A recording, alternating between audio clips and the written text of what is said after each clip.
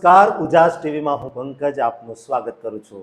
આજના તારીખ 14મી મે અને ગુરુવારના અમેરિકાના મુખ્ય સમાચારમાં જોઈએ તો અમેરિકામાં એક સેનેટરે ફરી ભારતીયોની ધાર્મિક લાગણીને દુભાવતી ટિપ્પણી કરી છે। સેનેટરે મંદિરને લઈને જે ટિપ્પણી કરી છે તે જાણીને ટેલેન્ટેડ ભારતીયો ચોંકી જશે।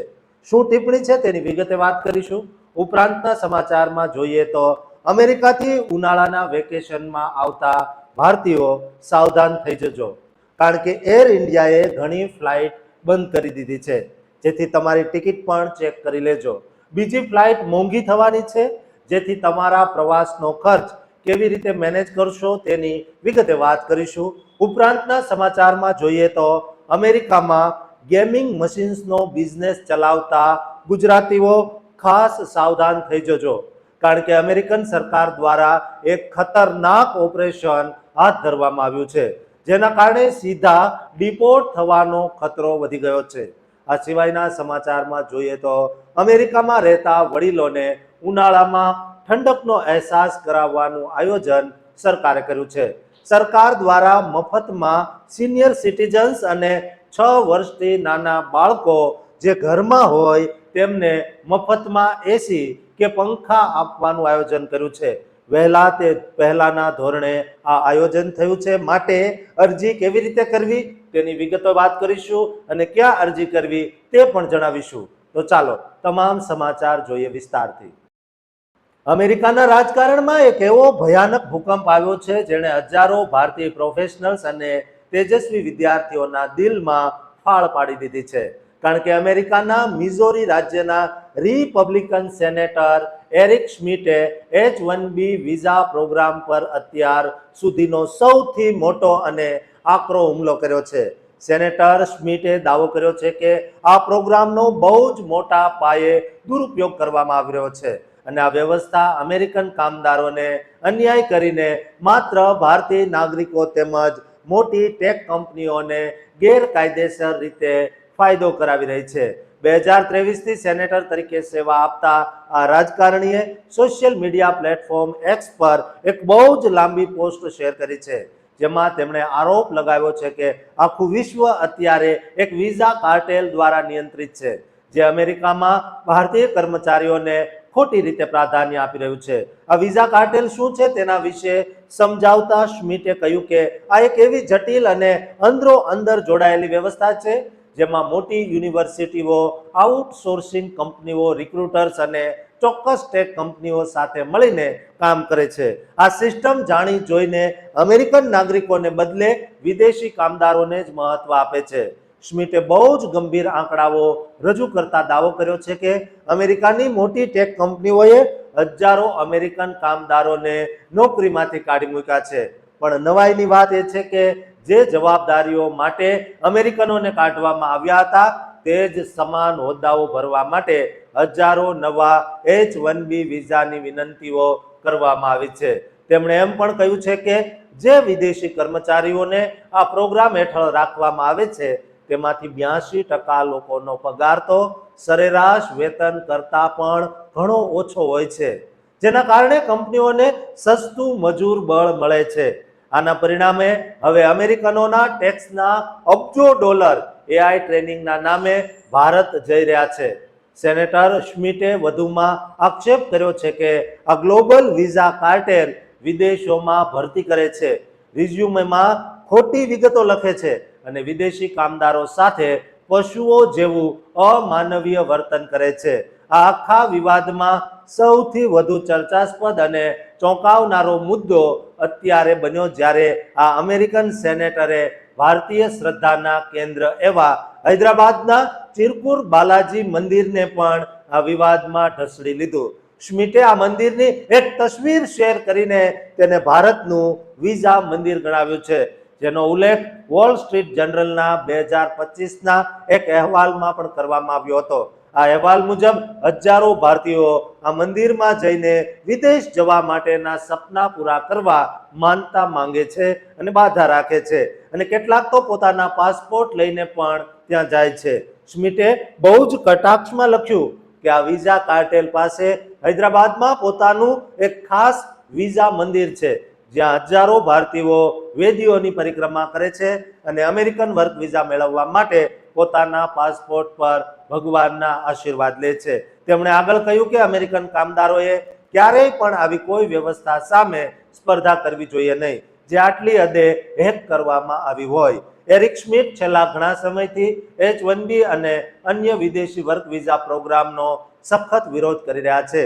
ગયા વર્ષે પણ તેમણે USCISના એડમિનિસ્ટ્રેટર જોસેફ હેડલોને એક કડક પત્ર લખ્યો હતો જેમાં તેમણે ચિંતા વ્યક્ત કરી હતી કે H-1B વિઝાનો ઉપયોગ વિવિધતા, સમાનતા અને સમાવેશ એટલે કે DEI જેવી અમલદારશાહીમાં કર્મચારીઓની ભરતી કરવા માટે ખોટી રીતે થઈ રહ્યો છે.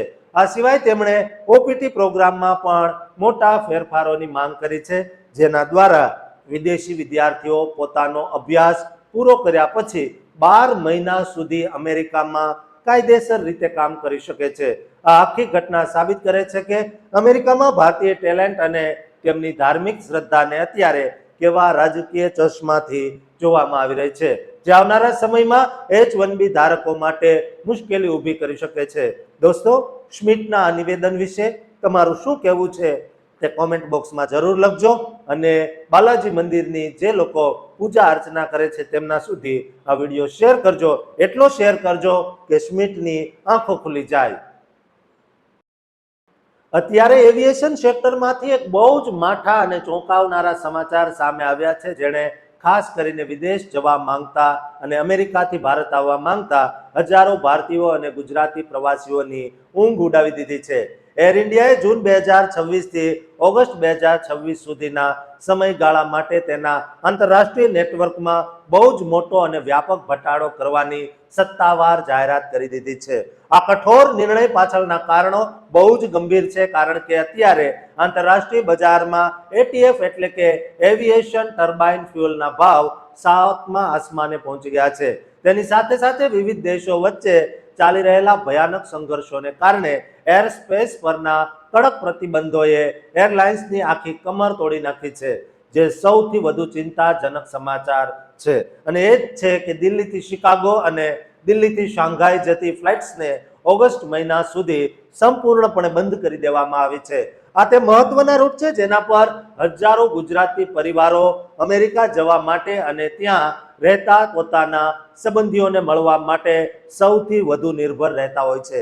આટલું જ નહીં, ચેન્નાઈથી સિંગાપોર, મુંબઈથી ઢાકા, દિલ્હીથી માલે અને મુંબઈથી ન્યુયોર્ક જતી વિમાની સેવાઓને પણ અનિશ્ચિત સમય માટે સ્થગિત કરી દેવામાં આવી છે જેને કારણે પ્રવાસીઓ પર આર્થિક અને માનસિક બોજ બહુ જ વધી જવાનો છે.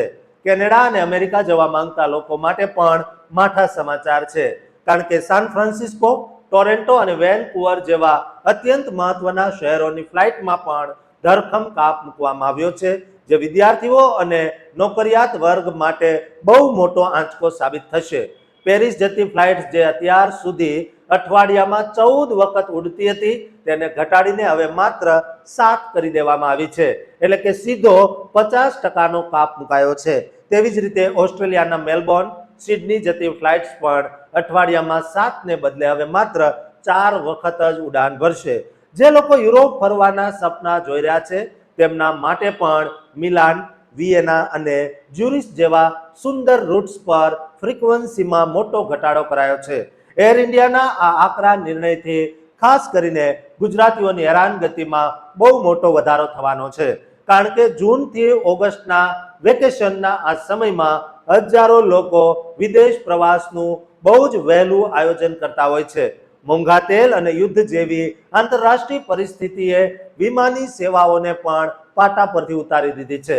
જે પ્રવાસીઓએ અગાઉથી ટિકિટ બુક કરાવી છે તેમના માટે હવે બીજી એરલાઇન્સમાં છેલ્લી ઘડીએ બુકિંગ કરાવવું બહુ જ મોંઘું અને મુશ્કેલ સાબિત થશે.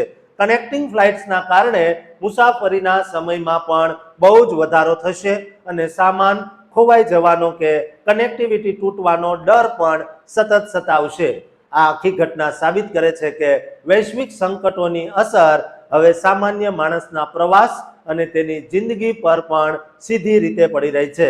અત્યારે એર ઇન્ડિયાના પોતાના સંસાધનોને બચાવવા અને નુકસાન ઘટાડવા માટે આ કડવા નિર્ણયો લેવામાં આવી રહ્યા છે પણ તેની સીધી અસર પ્રવાસીઓના ખિસ્સા અને તેમના મહિનાઓ પહેલા કરેલા પારિવારિક આયોજનો પર પડી રહી છે.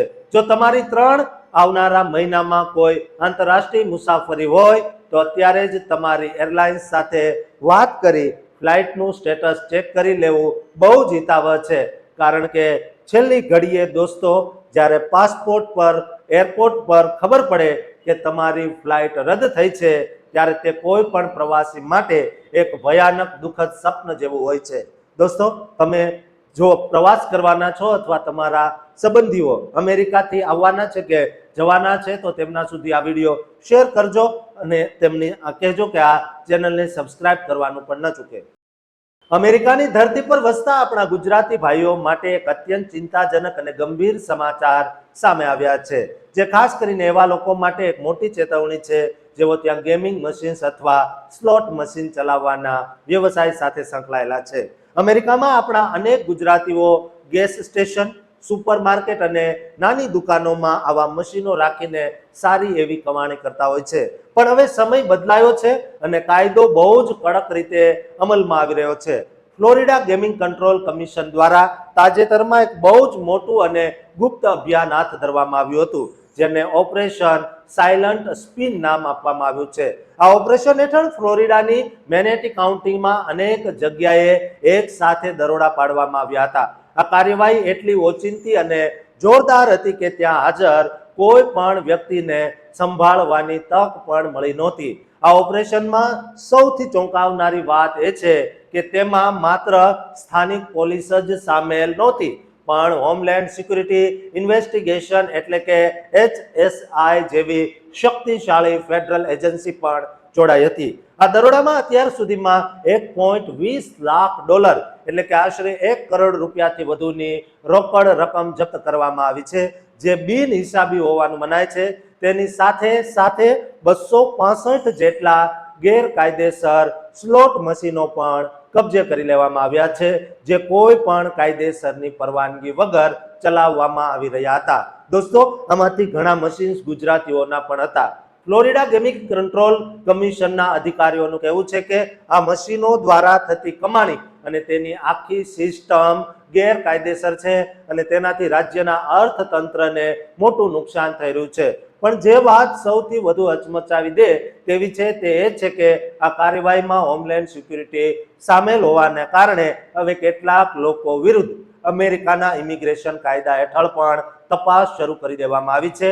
તેનો અર્થ એ છે કે જો તમે ત્યાં ગ્રીન કાર્ડ કે વિઝા પર હોવ અને તમારી સંડોવણી આવા કોઈ ગુનામાં સાબિત થાય તો તમારે અમેરિકામાંથી કાયમી ધોરણે દેશ નિકાલ એટલે કે ડિપોર્ટ થવાની નોબત આવી શકે છે. તમે વર્ષો સુધી જે મહેનત કરીને અમેરિકામાં તમારું નામ અને સન્માન બનાવ્યું હોય તે માત્ર થોડા વધારે પૈસા, થોડા વધારે ડોલર કમાવાની લાલચમાં પળવારમાં વિખેરાઈ શકે છે. આપણા ઘણા ગુજરાતીઓ અજાણતા કે એજન્ટોની વાતોમાં આવીને આવા મશીનો પોતાના સ્ટોરમાં લગાવતા હોય છે. પણ યાદ રાખજો દોસ્તો કે હવે ટેકનોલોજી અને તપાસની પદ્ધતિઓ બહુ જ આધુનિક થઈ ગઈ છે. મેનેટી કાઉન્ટીમાં જે રીતે આખું તંત્ર હરકતમાં આવ્યું છે તે જોતા એવું લાગે છે કે આવનારા દિવસોમાં ફ્લોરિડાના અન્ય વિસ્તારો અને અમેરિકાના અન્ય વિસ્તારોમાં પણ કદાચ આખા અમેરિકામાં પણ આવા દરોડાનો સિલસિલો તેજ બનશે. આ ઘટના માત્ર પૈસા જપ્ત થવાની નથી, પણ એક આખા પરિવારના ભવિષ્ય પર તોળાતા ખતરાની છે. જ્યારે HSI તપાસમાં જોડાય ત્યારે તે માત્ર નાણાકીય પાસા જ નથી જોતી, પણ એ તપાસે છે કે તમે અમેરિકાના નિયમોનું કેટલું પાલન કર્યું છે. પકડાયેલા લોકોમાંથી અનેક લોકો અત્યારે ભારે કાનૂની મુસીબતમાં ફસાયા છે અને તેમને બચાવવા માટે વકીલોના ખર્ચમાં જ લાખો રૂપિયા ખર્ચાઈ જશે. એટલે જો તમે પણ આવા કોઈ વ્યવસાયમાં હો તો બહુ જ સાવધાન થઈ જજો અને ખાતરી કરી લેજો કે તમારી દરેક પ્રવૃત્તિ કાયદેસર છે કે નહીં. તમારી એક નાનકડી ભૂલ તમારા અને તમારા બાળકોના, તમારા પરિવારના અમેરિકામાં રહેવાના સપનાને કાયમ માટે તોડી રોળીને ફોડી શકે છે. દોસ્તો, આપણા દરેક ગુજરાતી સ્ટોર ધારકને આ વિડીયો શેર કરજો અને આ ચેનલને સબસ્ક્રાઇબ કરવાનું ચૂકતા નહીં. અમેરિકામાં વસતા આપણા ગુજરાતી પરિવારો અને ખાસ કરીને વડીલો માટે એક અત્યંત રાહતના અને ખુશીના સમાચાર સામે આવ્યા છે, જે તમારી ઉનાળાની મુસીબતોને પળવારમાં દૂર કરી દેશે. ન્યુયોર્ક સ્ટેટ સરકાર દ્વારા ઉનાળાની કાળઝાળ ગરમીમાં ઓછી આવકવાળા પરિવારો અને ખાસ કરીને વરિષ્ઠ નાગરિકોને મદદ કરવા માટે હોમ એનર્જી આસિસ્ટન્સ પ્રોગ્રામ એટલે કે હીટ કુલિંગ આસિસ્ટન્સ બેનિફિટની યોજનાની જાહેરાત કરવામાં આવી છે. આ યોજના હેઠળ લાયક પરિવારોને સંપૂર્ણપણે મફતમાં એર કન્ડિશનર અથવા પંખો અને તેની સાથે તેનું ઇન્સ્ટોલેશન પણ કરી આપવામાં આવશે. આ બહુ જ મોટી મદદ છે, કારણ કે ન્યુયોર્ક જેવા શહેરોમાં ઉનાળામાં તાપમાન બહુ વધી જતું હોય છે અને મોંઘવારીના આ જમાનામાં નવું એસી ખરીદવું દરેકના બજેટમાં હોતું નથી. દોસ્તો, આ યોજના 15 એપ્રિલ 2026 થી સત્તાવાર રીતે ખુલ્લી મુકાય છે અને હવે થોડા જ દિવસો બાકી રહ્યા છે અને તેની સૌથી મોટી શરત એ છે કે આ લાભ વહેલા તે પહેલાના ધોરણે આપવામાં આવશે. એટલે કે જેનો અર્થ એ છે કે સરકાર પાસે ફંડિંગ મર્યાદિત હોય છે અને જો તમે વહેલી અરજી નહીં કરો તો આ તક તમારા હાથમાંથી સરકી શકે છે. આ યોજનામાં તમને જે લાભ મળે છે તે ખરેખર આશ્ચર્યજનક છે, કારણ કે એક પરિવારને એક યુનિટ એટલે કે વિન્ડો અથવા પોર્ટેબલ એસી અથવા પંખો આપવામાં આવે છે. સરકાર આ માટે વિન્ડો અને પોર્ટેબલ એસી માટે $800 સુધીનો ખર્ચ ભોગવવાની છે, જેમાં એસીની કિંમત, ઇન્સ્ટોલેશન માટેનું મટીરિયલ, મજૂરી અને તમારા જૂના યુનિટને હટાવવાનો પણ સમાવેશ થઈ જાય છે. જો તમારા ઘરમાં પહેલેથી જ વોલ સ્લીવ યુનિટ લગાવેલું હોય તો તેના માટે સરકાર $1000 સુધીની સહાય આપશે અને જો કોઈ કારણસર તમારા ઘરમાં એસી ઇન્સ્ટોલ થઈ શકે તેમ ન હોય તો તમને પંખો આપવામાં આવશે. એક વાત ખાસ યાદ રાખજો કે આમાં તમને કોઈ રોકડ રકમ હાથમાં મળતી નથી, પણ સરકાર સીધા માન્ય વેન્ડર દ્વારા તમારા ઘરે એસી અને ઇન્સ્ટોલેશનની સુવિધા પહોંચાડે છે. હવે વાત કરીએ લાયકાતની, તો આ યોજનાનો લાભ લેવા માટે તમારા પરિવારની માસિક આવક અમુક મર્યાદામાં હોવી જોઈએ. જો તમે એકલા રહેતા હો તો તમારી માસિક કુલ આવક $3473 થી ઓછી હોવી જોઈએ. 2 વ્યક્તિના પરિવાર માટે $4542, 3 વ્યક્તિ માટે $5611 અને 4 વ્યક્તિના પરિવાર માટે $6680 ની મર્યાદા નક્કી કરાય છે.